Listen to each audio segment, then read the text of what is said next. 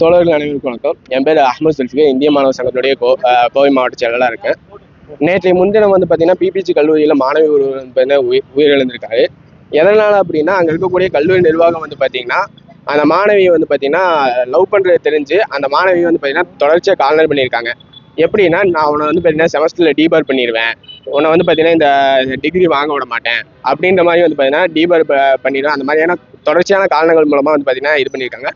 அதே மாதிரி அந்த மாணவி கடந்த முறை எழுதின செமஸ்டர் எக்ஸாமில் பார்த்தீங்கன்னா எல்லா பேப்பரும் பார்த்தீங்கன்னா அரியர் போட்டிருக்காங்க. இதனுடைய தொடர்ச்சியாக பார்த்தீங்கன்னா அந்த மாணவி பார்த்தீங்கன்னா தற்கொலை பண்ணியிருக்காங்க. அதை எதிர்த்து கேள்வி கேட்ட இங்கே இருக்கக்கூடிய கல்லூரி மாணவர்களை பார்த்தீங்கன்னா கல்லூரி நிர்வாகம் தொடர்ச்சியாக பார்த்தீங்கன்னா காவல்துறையை வச்சு பார்த்தீங்கன்னா பயன்படுத்தியிருக்கு. 20 மாணவர்களுக்கு பார்த்தீங்கன்னா டிசி தருவேன்னு சொல்லி 7 மாணவர்களுக்கு பார்த்தீங்கன்னா டிசி தரக்கூடியதுக்கான ஏற்பாடுகளை பண்ணியிருக்கு. அதே மாதிரி பார்த்தீங்கன்னா ஒரு மாணவனை கைது செஞ்சு அந்த மாணவனை பார்த்தீங்கன்னா 7 மணி முடிவு, இரவு 7 மணி முடிவு தன்னுடனே பார்த்தீங்கன்னா வைத்துக்கொண்டு பார்த்தீங்கன்னா ஊர் ஃபுல்லாக பார்த்தீங்கன்னா சுற்றிருக்காங்க.